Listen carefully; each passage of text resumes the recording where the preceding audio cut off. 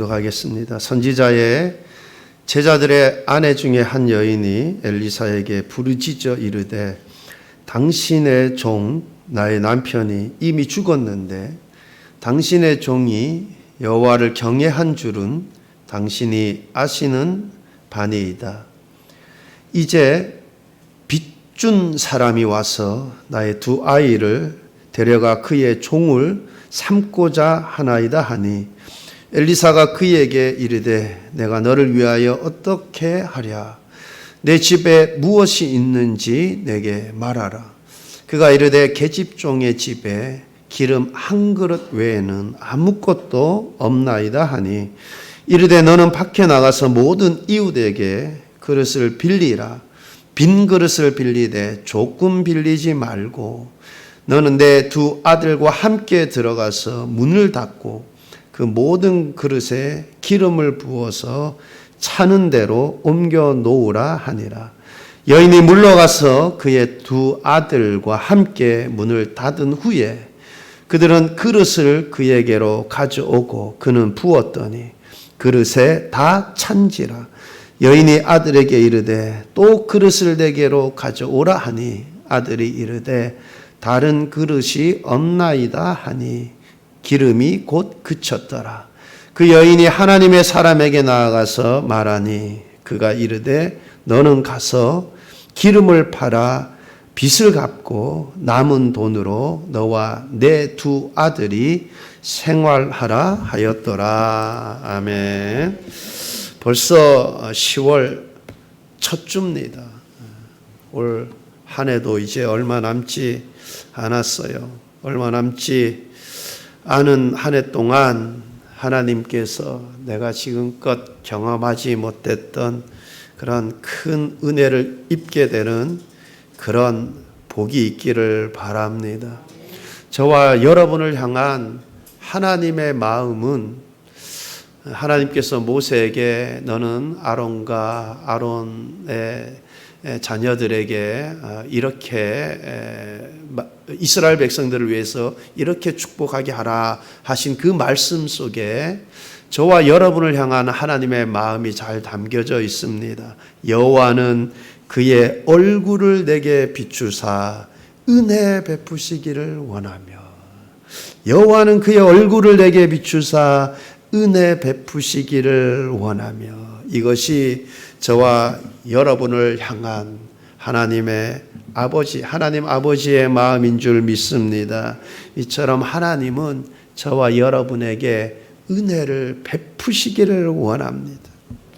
올 한 해 얼마 남지 않았는데 저와 여러분의 삶에 전혀 예상치 못한 세상에 이런 일이 이렇게 놀라운 일이 하나님의 놀라운 은혜가 있기를 축복합니다.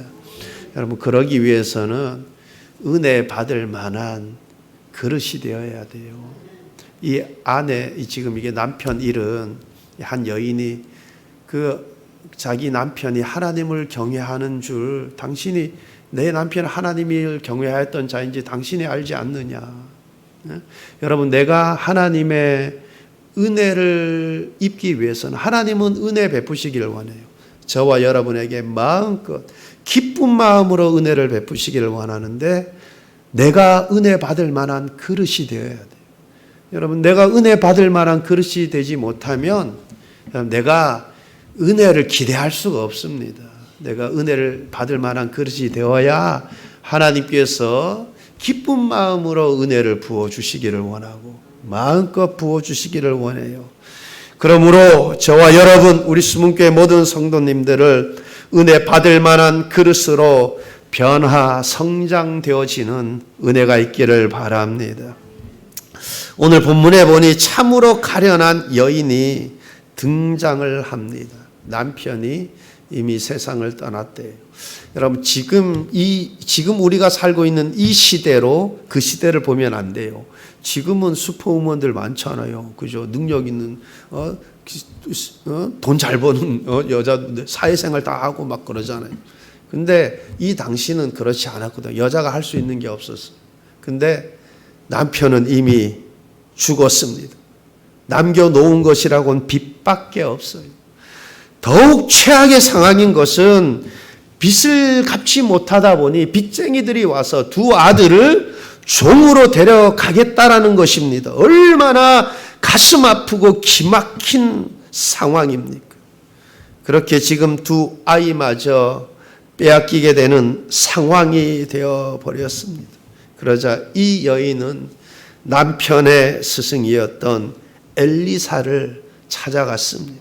1절 말씀 보면 선지자의 제자들의 아내 중에 한 여인이 엘리사에게 부르짖어 이르되 당신의 종 나의 남편이 이미 죽었는데 당신의 종이 여호와를 경외한 줄을 당신이 아시는 바니이다. 이제 빚준 사람이 와서 나의 두 아이를 데려가 그의 종을 삼고자 하나이다 하니 한 여인이 엘리사를 찾아갔대요. 엘리사 스승이 누굽니까? 엘리야. 제가 지난번에도 말씀드렸는데 엘리야의 활동 무대가 어디라고 했어요? 엘리야 하면 갈멜산 사건이 기억나잖아요. 그죠? 그 아합 왕 시대 때 그 바알 선지자들과 누가 섬기는 하나님이 진짜 하나님인가, 참신인가 대결한 갈멜산 사건, 그 엘리야 때잖아요. 그죠? 그러니까 이게 바알 선지자 이러면 느낌이 어디로 와야 돼요? 아, 북이스라엘이구나. 아합 왕은 북이스라엘 왕이에요. 네? 북이스라엘 왕. 그러니까 엘리야는 활동 시기가 이제 대부분 아합 왕 때예요. 그리고 활동 무대가 북이스라엘. 그럼 그의 제자였던 엘리사는 당연히 그죠? 활동 무대가 북이스라엘이었겠죠. 이게 아합의 아들이 여호람이에요. 여러분 만약에 활동 무대가 남유다였다면 여러분 남유다에는 그래도 하나님을 경외하는 왕들이 많았어요. 여호사밧 왕을 비롯해서 여러분 하나님을 경외했던 왕들이 많이 있거든요. 종종. 근데 북이스라엘은 왕이 19명 있었죠. 망하기까지 포로로 다 잡혀가기까지 멸망하기까지 19명의 왕이 있었는데 단 한 명도 단 한 사람도 하나님을 경외하는 왕이 없었어요. 모두가 다 악한 왕이에요. 선한 왕이 하나도 없었어요. 여러분 그러한 시대 속에서 그러한 환경 속에서 내가 선지자로 살아간다. 여러분 무슨 선한 대접을 받았겠어요. 그죠? 만약에 남유다에서 활동 무대가 남유다였다면 그것도 특별히 하나님을 경외하는 왕, 그 시기 때 활동하던 선지자였으면 그래도 그죠? 그런데 북이스라엘 활동 무대가 선한 왕이라고는 하나도 없던 그 북이스라엘, 그것도 아합과 여호람, 이 바알 선지자들이 대접받던 그 시대 속에 그 시대의 선지자로 살아가고 있다라는 것, 여러분 그의 형편 아마도 아주 힘들었을 것입니다.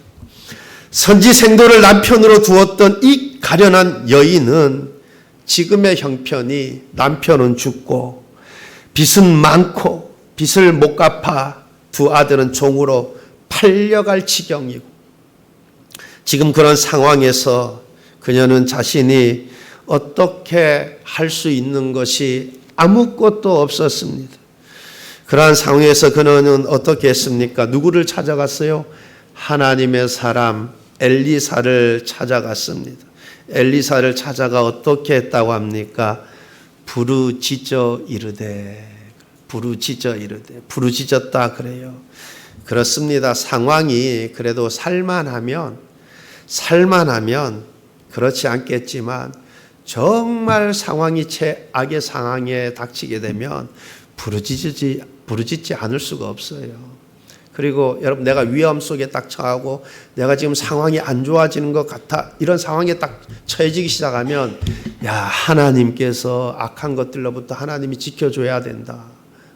얼마든지 나는 사기를 당할 수도 있고 나는 잘못될 수도 있고 내가 한순간에 망할 수도 있겠구나.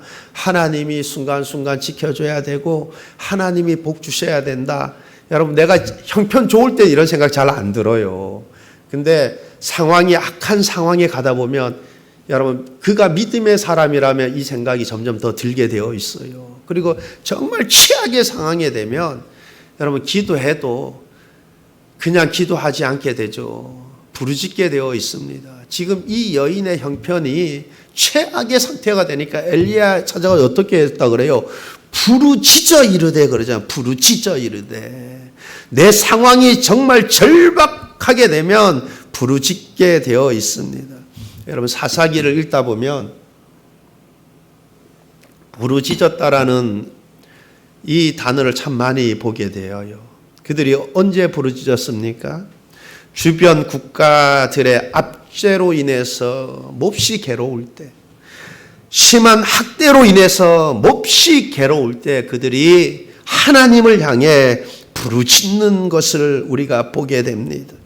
오늘 말씀에 나오는 이 여인 역시 너무나 절망적인 상황이어서 자신의 힘으로 도저히 어떻게 할 수 없는 상황이어서 부르짖는 모습을 보게 됩니다.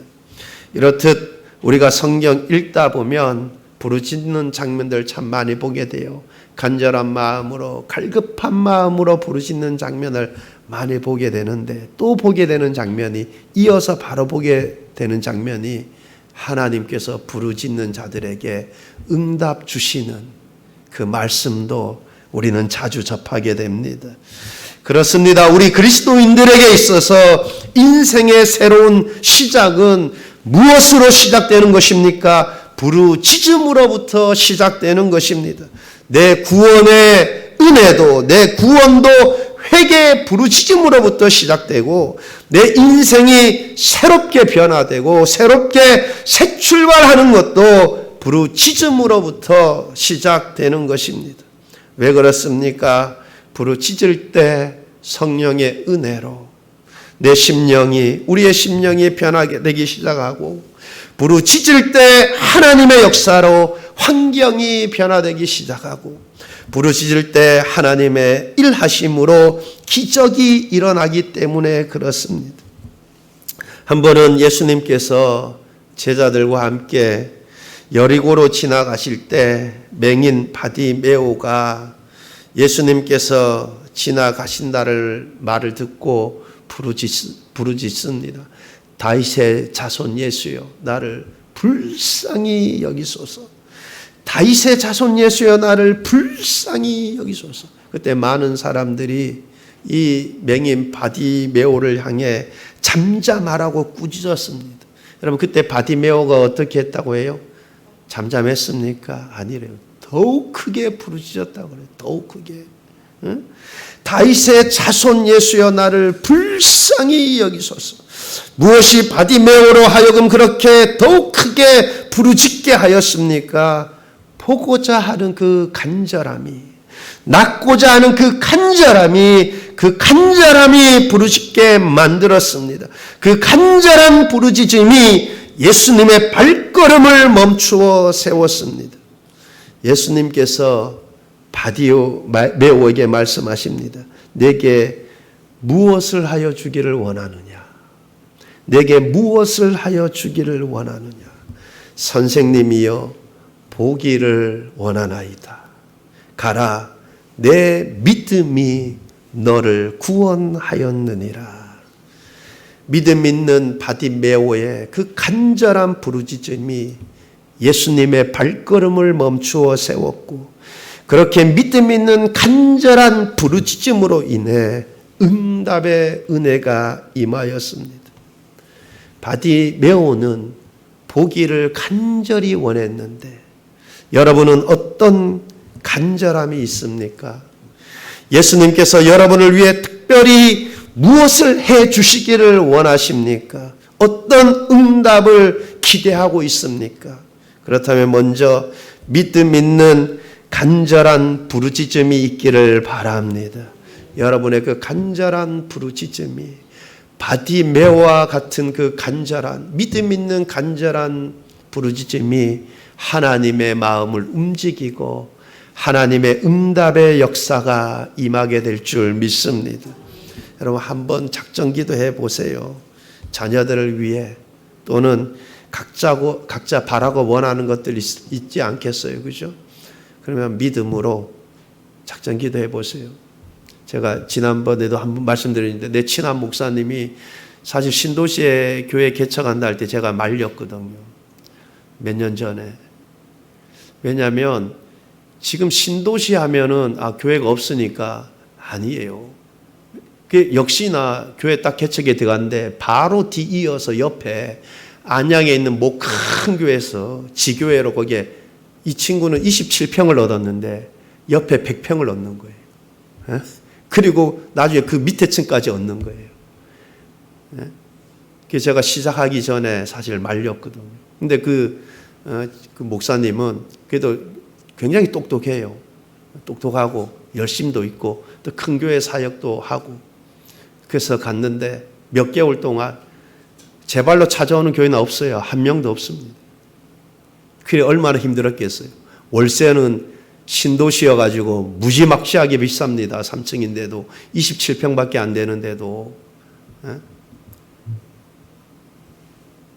그냥 월세하고 그 관리비만 한 200만 원 나갔어요.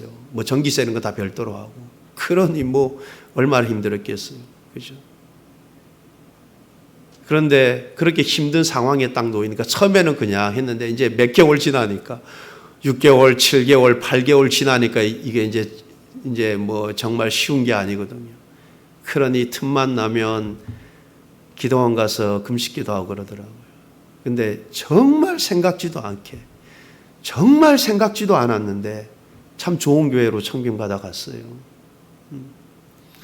여러분 걱정거리가 있습니까? 자녀들 때문에 또한 직장 문제로 작전 기도해 보세요. 반드시 응답하시는 하나님을 만나게 될 것입니다. 기쁨이 충만케 되는 은혜가 임할 줄 믿습니다. 여러분 엘리사는 과거에 자신의 제자였던 아내가 찾아와 자신의 딱한 형편을 말하자 불쌍한 마음이 들었어요. 그래서 불쌍한 마음이 들어 할 수만 있으면 돕고 싶었습니다. 여러분 그래서 2절을 보게 되면 엘리사가 그에게 이르되 내가 너를 위하여 어떻게 하랴. 내가 너를 위하여 어떻게 하랴. 엘리사는 불쌍한 마음이 들어서 할 수만 있으면 돕고 싶은 거예요. 내가 너를 위하여 어떻게 하랴. 그러나 하늘에 계신 저와 여러분의 아버지가 되시는 하나님 아버지는 엘리사가 자신의 제자였던 그 아내, 제자의 아내, 그 가정을 불쌍히 여기고 돕고 싶은 마음보다 하나님의 마음이 저와 여러분을 향한 하나님의 마음이 훨씬 더 크고 강력한 줄 믿습니다. 여러분 그 마음이 어디에 잘 표현되어 있냐면 마태복음 7장 11절 말씀을 보면 여러분 편의점 세븐일레븐 아시죠? 그죠? 세븐일레븐 7, 11 마태복음 7장 11절 그 말씀을 보면 너희가 악한 자라도 좋은 것으로 자식에게 줄 알거든 하물며 하늘에 계신 너희 아버지께서 구하는 자에게 좋은 것으로 주시지 않겠느냐. 하물며 여러분 영어 성경 보면 how much more 저 발음은 워낙 된장 발음이어서 발음은 듣지 마세요. 근데 그게 무슨 말이냐면은 how much more 그러니까 훨씬 더 많이라는 거예요. 훨씬 더 많이. 여러분 내가 자식에게 잘해주고 싶잖아요. 그죠? 근데 우리를 향한 하나님 아버지의 마음은 그보다 훨씬 더 많이 더욱더 더 많이 좋은 곳을 주시기를 원하신다라는 거예요. 누구에게? 구하는 자에게 좋은 것으로 주시지 않겠느냐. 여러분 엘리사가 이어서 묻습니다. 내 집에 무엇이 있는지 내게 말하라. 내 집에 무엇이 있는지 내게 말하라. 여러분 이처럼 하나님께서 누군가를 통해 어떤 일을 하실 때 비록 그가 가진 재능이 작을지라도 그가 가진 능력이 작을지라도 그것을 사용하십니다. 내 집에 무엇이 있는지 내게 말하라. 우리 오병이어 기적 다 잘 아시죠? 제가 지난번에도 말씀드렸는데 참고 삼아 자꾸 들으면 기억나는 거예요. 마태마가 누가복음은 공간복음이라 그랬죠. 근데 그러니까 요한복음까지 포함시키면 사복음서라 그래요. 근데 여러분 마태, 마가, 누가복음에는 같은 내용들이 많이 기록되어 있어요. 같은 내용들이. 근데 마태, 마가, 누가, 요한복음까지 기록되어 있는 건 딱 하나밖에 없어요. 그게 오병이어 기적입니다. 다른 기록들은 마태, 마가, 누가에는 많이 기록되어 있어요. 근데 똑같은 기록이 요한복음서까지 기록되어 있는 것은 유일하게 오병이어 기적입니다. 여러분, 오병이어 기적, 여러분 그 오병이어, 그 보리떡 5개와 물고기 2마리잖아요. 여러분 이게 뭐 이거 같은 5,000명, 장정 5,000명 어떻게 먹입니까? 아무것도 아니잖아요. 그죠? 근데 하나님이 함께 하시면, 주님이 역사하시면, 여러분 5,000명도 먹이고 남음이 있는 줄 믿습니다. 여러분 이처럼 내가 가진 재능, 능력, 그것으로 내가 무엇을 할 수 있을까? 아닙니다. 내가 가진 능력, 재능, 아무 보잘것 없어도 하나님이 그것을 사용하여 역사하시길 기뻐하시고 하나님이 그것을 사용하셔 역사하시면 넉넉히 해내고도 남음이 있습니다. 그래서 간증거리가 있는 거 아닙니까? 하나님께서 모세를 애굽으로 보내시면서 모세에게 두려움을 떨쳐버리고 확신을 심어주기 위해 사용한 것이 무엇입니까? 지팡이입니다. 하나님께서 모세를 부르셔서 애굽으로 내려가서 내 백성을 구하라. 그래서 모세가 지금 하나님과 나와 내가 하나님 만난 거 하나님하고 나하고 둘밖에 모르잖아요. 그죠? 내가 이스라엘 백성들한테 가서 말하면 아니 증거를 대라 그러면 그거 어떻게 하냐고. 그러니까 하나님께서 내 손에 뭐 지팡이가 있잖아요. 던져라. 던지니까 뱀이 돼요. 꼬리를 잡으라. 원래 뱀은 머리를 잡아야 돼요. 꼬리 잡으면 큰일 납니다. 그죠? 꼬리를 잡는 순간에 그게 다시 지팡이 변해요. 여러분 그 순간 모세가 어떤 생각이 들었겠습니까? 내가 이스라엘 백성들 앞에 가는 것, 내가 바로 앞에 서는 것 무섭고 두려운 일이잖아요. 그런데 여러분 그 순간 드는 생각이 하나님이 함께 하시면 하나님이 나와 함께 하시면 두려워할 이유가 없겠구나. 하나님이 함께 하신다면. 이처럼 하나님께서 모세를 애굽으로 보내시면서 두려움을 떨쳐버리고 확신을 심어주고자 할 때 사용한 것이 그가 평소 들고 있던 보잘것없는 지팡이였습니다. 여러분 이 지팡이 아무것도 아닙니다. 아무 능력도 없는 지팡이입니다. 대단한 지팡이가 아닙니다. 그냥 모세가 양을 칠 때 양을 치기 위해 들고 다니던 지팡이였습니다. 그러나 하나님이 사용하시면 하나님이 역사하시면 다릅니다. 능력의 지팡이가 되는 거예요.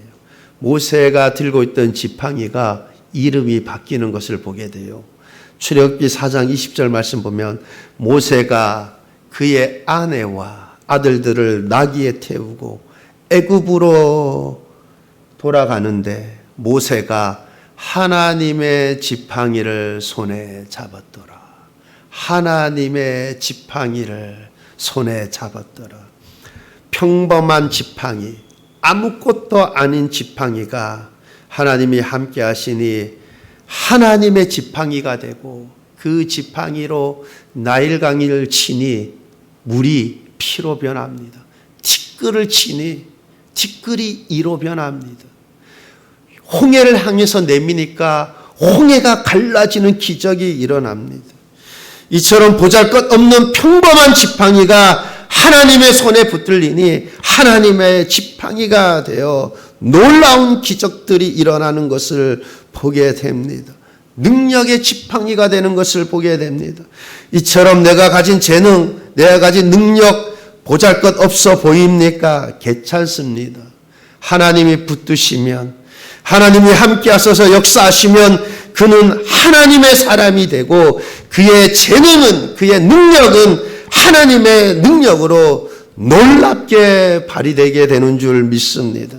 그러므로 저와 여러분이 가진 재능, 가진 자원이 오병이어와 같이 작을지라도 괜찮습니다. 하나님이 함께 하시면 5,000명을 먹이고도 남음이 있게 되는 것입니다. 그러므로 어떤 열등감이 있습니까? 무엇 때문에 크게 낙심하고 절망하고 있습니까? 나를 긍휼히 여기사 함께 하시고 역사하실 만유보다 크신 하나님을 바라보시기를 바랍니다. 열등감 자꾸 생각하고 문제 자꾸 생각하지 마시고 크신 하나님을 묵상하시기를 바랍니다. 크신 하나님을 바라보며 크신 하나님을 향해 부르짖으시기를 바랍니다. 여러분, 그리하면 아무것도 못할 것 같은 내가, 쓸모없어 보이는 내가 하나님의 사람이 되고 하나님 나라의 큰 자로 귀하게 쓰임받는 역사가 일어나게 될 줄 믿습니다. 여러분, 이어서 엘리사가 묻습니다. 내 집에 무엇이 있는지 내게 말하라. 그러자 집에 기름 한 그릇 외에는 아무것도 없나이다. 집에 기름 한 그릇 외에는 아무것도 없나이다. 참 가련합니다. 집에 기름 한 그릇밖에 없습니다. 여러분의 현재의 형편은 어떠합니까? 기름 한 그릇 외에는 아무것도 없습니까? 먹고 살기가 너무 힘이 드십니까? 상황이 너무 악화되어서 회복될 기미가 전혀 보이지 않습니까? 괜찮습니다. 하나님이 함께 하시면, 하나님이 은혜 주시면 됩니다. 여러분, 엘리사가 그에게 이웃에 가서 그릇을 빌리라 합니다. 빌리되 조금 빌리지 말고 그래요. 조금 빌리지 말래요. 그리고 두 아들과 함께 방에 들어가서 문을 닫고 빌려온 그릇에 기름을 부으라 그래요. 그런데 놀라운 일이 일어나죠. 빌려온 그릇에 기름을 붓는데 이 부으면 기름이 줄어야 되는데 줄지 않아요. 여러분, 하나님은 없는 것도 있는 것처럼 부르시는 하나님이에요. 그렇죠? 그게 나의 작은 재능, 작은 능력, 나의 약함, 나의 부족함 보면 안 되고 우리가 믿음으로 크신 하나님을 보아야 됩니다. 기름을 붓는데 줄어들지 않아요. 계속 흘러 넘쳐 나옵니다. 여러분, 6절을 이어서 보겠습니다. 그릇에 다 찬지라. 여인이 아들에게 이르되 또 그릇을 내게로 가져오라 하니 아들이 이르되 다른 그릇이 없나이다 하니 기름이 곧 그쳤더라. 여러분, 이럴 줄 알았으면 더 많이 빌릴 텐데, 그죠? 엘리사가 조금 빌리지 말고 그랬잖아요, 그죠? 이럴 줄 알았으면 더 많이 빌릴 텐데. 여러분, 내 형편, 내 능력, 내 재능 보고 꿈을 작게 가지지 마시고 크신 하나님을 보시고 크신 하나님의 함께 하심을 믿고 꿈을 크게 가지시기를 바랍니다.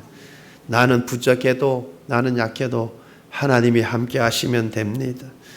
하나님이 함께 하시면 넉넉히 해내고도 남음이 있습니다.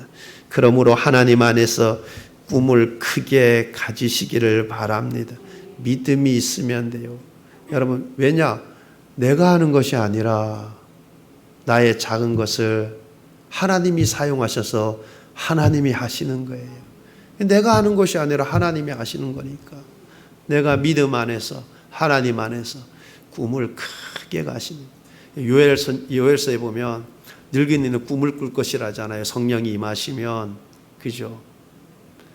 여러분, 나의 작은 재능, 나의 부족함, 나의 연약함 보지 마시고 크신 하나님을 보시고 하나님 안에서 꿈을 크게 품으시기를 바랍니다. 하나님 나라를 위해서 꿈을 크게 품으시기를 바랍니다.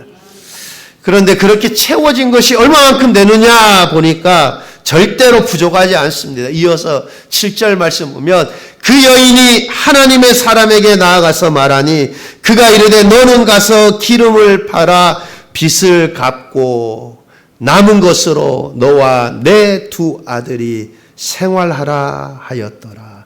남은 것으로 너와 내 두 아들이 생활하라 하였더라. 여러분, 내가 빚이 너무 많으면 빚만 없어도 좋겠는데, 그죠? 빚만 없어도 살겠는데.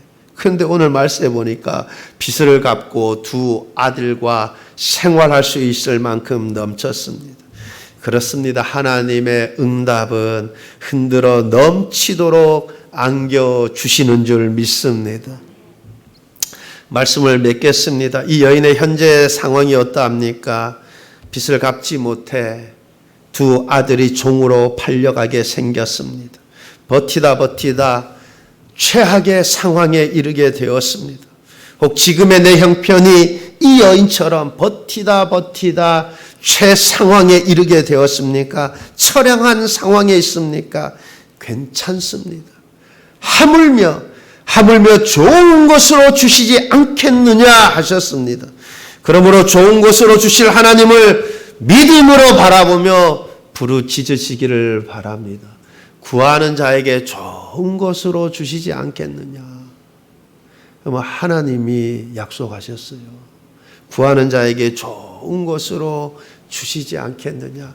믿음으로 바라보며 부르짖을 수 있기를 바랍니다. 이 가련한 여인이 빚을 갚고도 두 아들들과 생활할 수 있을 만큼 넘치도록 응답을 받은 것처럼 부르짖는 자에게 부족함이 없이 넘치도록 응답받는 은혜가 있을 줄 믿습니다. 여러분, 부르짖되 맹인 바디메오처럼 믿음을 갖고 간절한 마음으로, 갈급한 마음으로 더욱 크게 부르짖을 수 있기를 바랍니다. 그래야 모든 좋은 것에 있어서 부족함 없이 채우시는 그 하나님을 만나고, 그래서 그 하나님 안에서 기뻐하고 즐거워하고 그러한 은혜가 넘치는 삶이 되시길 우리 주님의 이름으로 축원합니다. 기도하시겠습니다. 좋으신 하나님 아버지, 구하는 자에게 좋은 것으로 주시지 않겠느냐.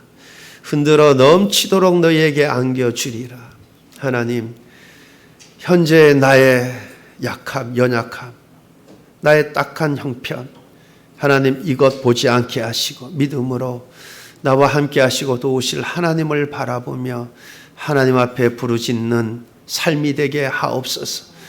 그래서 이 가련한 여인이 하나님을 체험하고 경험했던 것처럼 우리 삶 속에 나를 도우시고 나를 인도하시고 풍성케 하시는 그 하나님을 많이 체험하는 우리 모든 숨은 성도들 되게 하옵소서.